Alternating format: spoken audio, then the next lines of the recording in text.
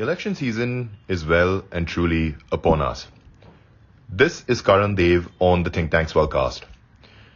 So we're continuing on with our series of conversations on the ongoing elections. And the biggest question which I get from most people when I'm discussing politics in India is who's going to win Uttar Pradesh? And then they go on to discuss Punjab. Now these are two crucial states for different reasons. First and foremost, they are certainly bellwether states and they influence the national discourse in varying ways. Uttar Pradesh, for instance, has the largest number of seats in parliament, and Punjab figures prominently, especially when we're discussing agriculture and national security. My focus today is on the Congress Party, India's leading national opposition party, and they are also the party which is currently in power in the state of Punjab, and they're looking to make a strong comeback. In Uttar Pradesh, however, many people view the Congress as a party which isn't likely to make much of an impact. I'm sure my guest today will disagree with this assertion, and I'm also sure that she's going to refute some of the other popular allegations made against the party. Therefore, it's a pleasure to be joined today by Dr. Shama Mohamed, who is the National Spokesperson of the Indian National Congress. Interestingly enough, Shama is also a dentist, and she's also a champion of many social causes in the state of Kerala, and is a trustee of the Zoya Charitable Trust, which works for the underprivileged section of society. She's also campaigned excessively in the 2019 Lok Sabha elections in the Wayanad constituency of Kerala, which is the constituency of Member of Parliament and the former National President Rahul Gandhi. Shama, thanks for taking time out for this conversation. I know how hectic your schedule has been, but it's really kind of you to give us time on Swell. And given that the elections is ongoing, I think it's timely, and we're really looking forward to hearing your thoughts on the questions which follow. I want to start this off by focusing on Uttar Pradesh. Shama, before we address some of the problems which perhaps the Congress is facing, I think it makes sense to look at some of the positives first. The entry of Mrs. Priyanka Gandhi Vadra is something which is seen as good news for the party in general. And it seems to have created quite a stir on the ground and galvanized the party cadre. She's also actively been working across the state over the last few years. So, therefore, what is the party's strategy as you see it? And can you talk to us about the Women Empowerment Program, which she's championing and running across the state?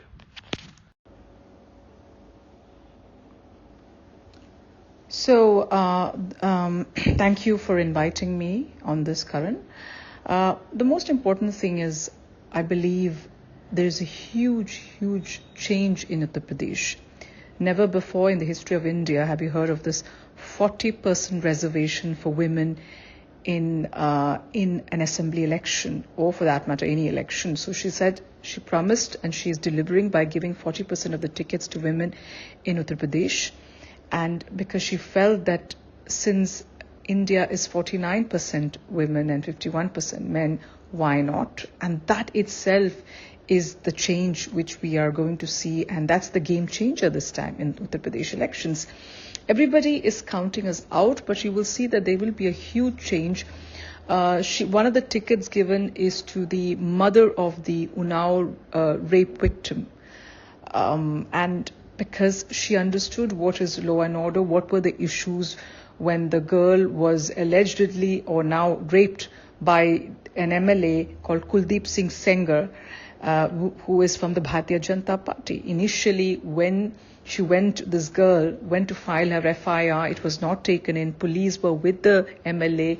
The MLA continued to be in the Bharatiya Janata Party. Nothing changed. Finally, I think after 2 years, when an accident happened and most of her kin were killed in that accident, then serious steps were taken. The CBI probe had started, and that is how. So a lot of women given tickets this time, women who have been in the anti-CAA protests, various women who have stood up activists, all of them.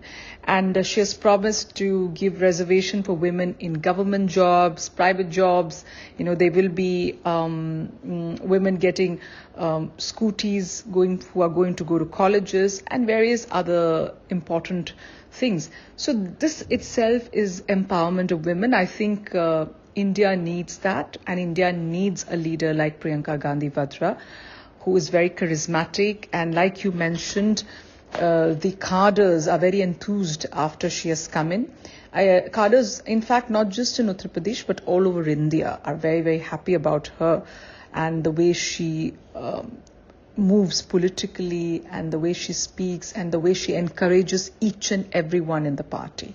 So definitely Uttar Pradesh is going in for a change, and this is a start. We have to start from somewhere. So definitely this is a start. Now, Shama, while, the program seems quite optimistic and inspiring, and I think a majority of your tickets are going to women candidates at this point.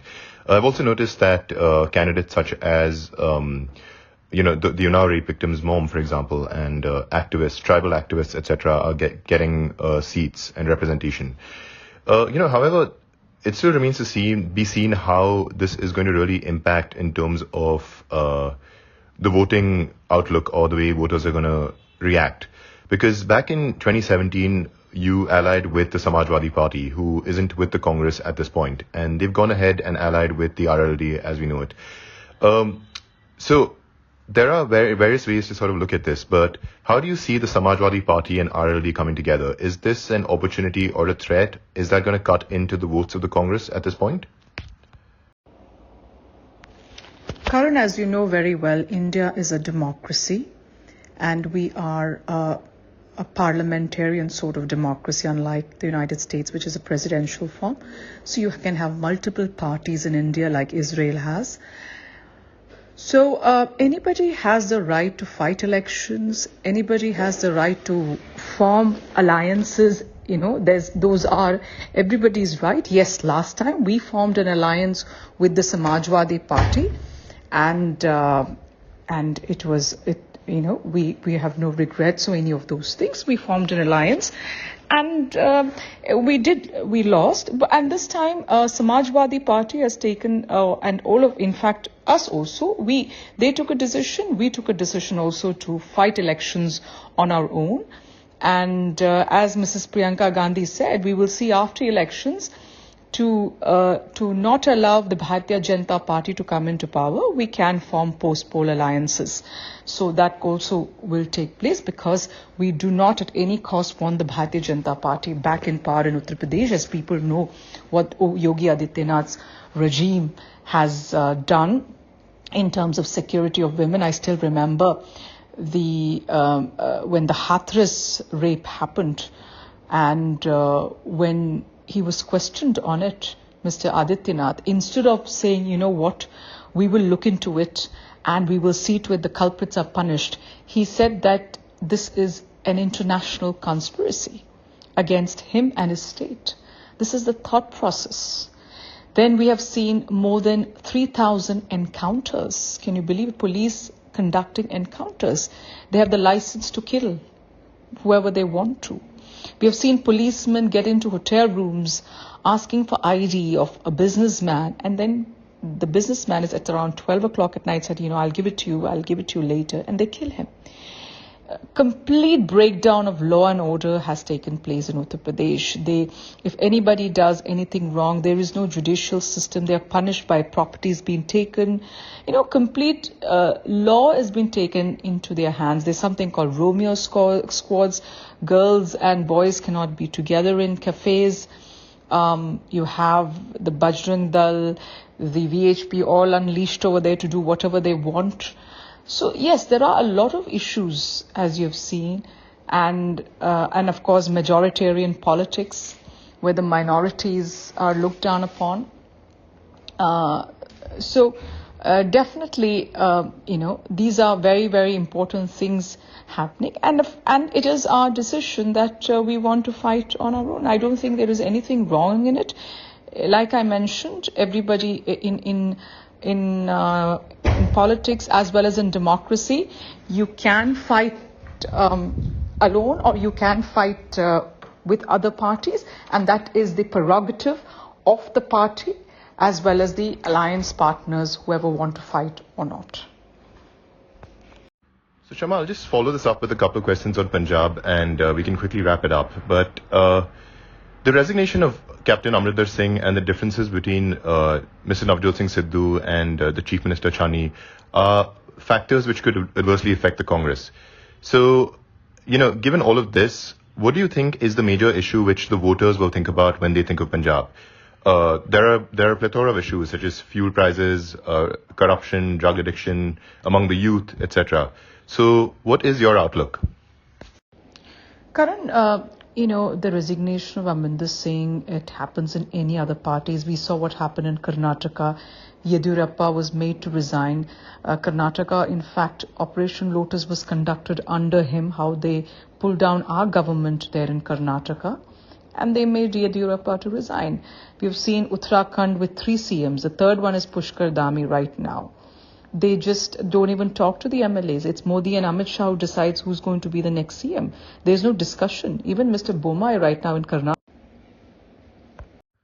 Now, Shama, the Pegasus issue is something that's being widely discussed at the moment. And Rahul Gandhi put out a strongly worded tweet accusing the Modi government of treason. But many observers point out to when the UPA was in power, there were notifications which were included in the IT Act, which people see as another form of surveillance. So what is your stance on this issue as we speak?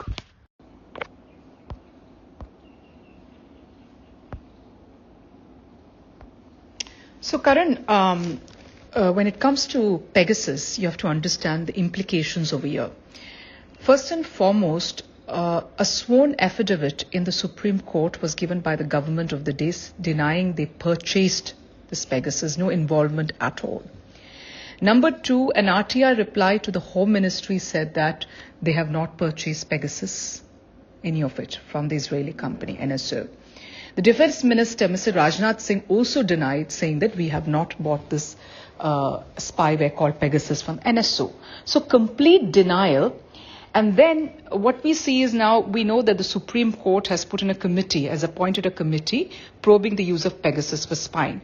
Now, 2 cyber security experts who have the petitioners' phones, who says that their phones have been, the spyware has been used on their phone, has agreed, they deposed before the Supreme Court saying that there is the spyware inside these phones. Now here you have to understand the surveillance is on judges, on former election commissioner, on the opposition leaders like Rahul Gandhi, on Mr. Siddharamaiah, on their own Ashwini Vaishnava, who is the minister at this point of time. So various people, raw officers. So this is basically treason because it started happening before 2019. And we can today say that the election could have been won due to the spyware. So definitely democracy is here. We don't have any more democratic process right now, So we and our leader Rahul ji says clearly that this is treason. This is surveillance on your people. This is like a police state. You cannot. Yes, it is sold to governments for surveillance of basically terrorists, big gang leaders. But these are journalists, Supreme Court judges, raw officers, opposition leaders, chief ministers. What is happening? Of course it's wrong. And they've denied it. That is what it is about. Denial. So you give a sworn affidavit in the Supreme Court denying it.